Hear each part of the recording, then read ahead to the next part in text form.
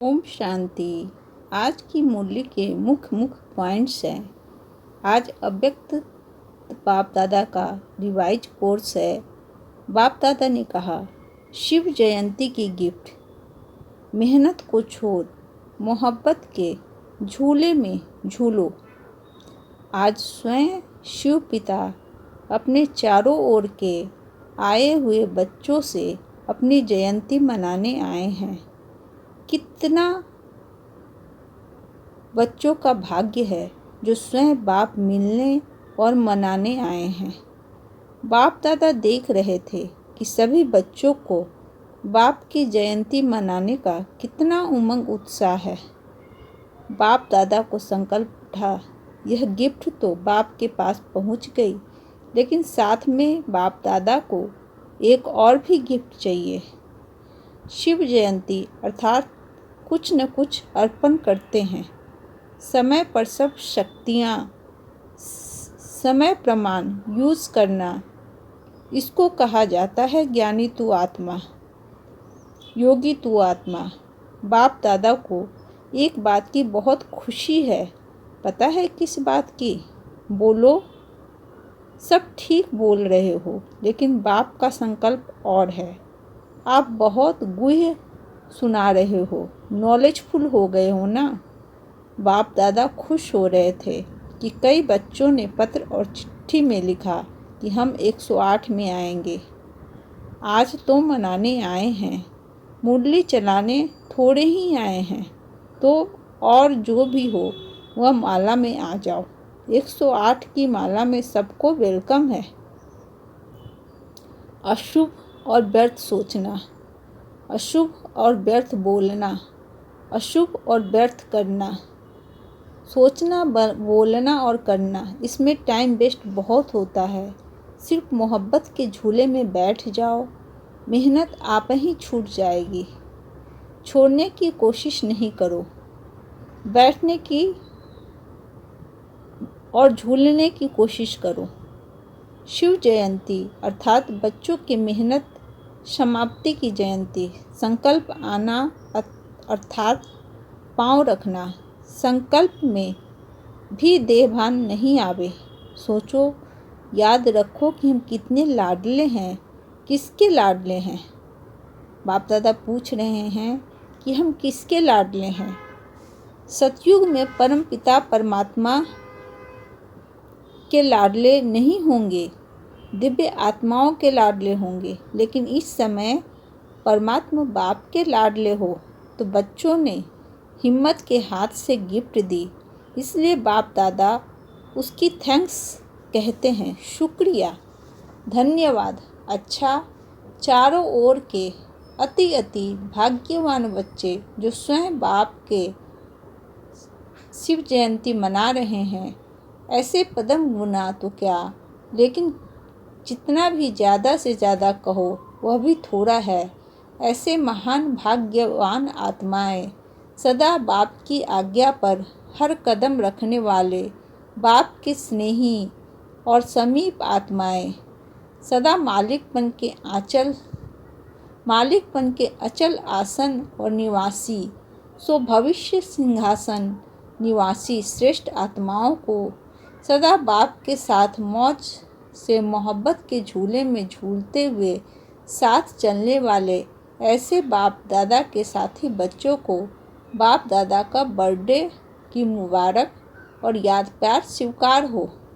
बाप का सभी मालिकों को नमस्ते।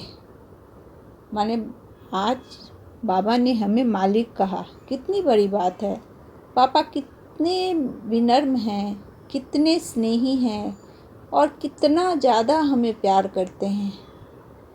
तो आज के जो अव्यक्त बाप दादा के वाक्य थे, उसमें बहुत ही इम्पोर्टेंट और महत्वपूर्ण वाक्य थे जो कि शिव जयंती पर अव्यक्त बाप दादा ने कहा था। बाप दादा ने जो वरदान दिया वो इस प्रकार है, ब्राह्मण जीवन में सदा मेहनत से मुक्त रहने वाले, सर्व प्राप्ति संपन्न भव।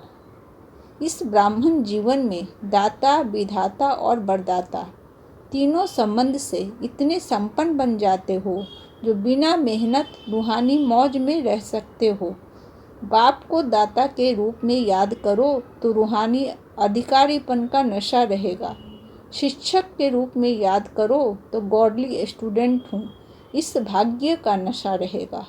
और सतगुरु हर कदम में वरदानों से चला रहा है। हर कर्म में श्रेष्ठ मत वरदाता का वरदान है। ऐसे सर्व प्राप्तियों से संपन्न रहो तो मेहनत से मुक्त हो जाएंगे।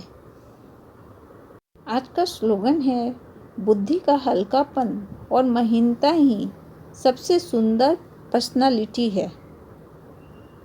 शुभ विचार है, सारी आवश्यकताओं और आकांक्षाओं का मूल कारण ही है आध्यात्मिक इच्छा का अपूर्ण होना। तो बाबा ने बहुत सुंदर सुंदर बातें कही हैं और उन बातों का हमें पूरा ध्यान रखना है। और अब हम योग अभ्यास करेंगे।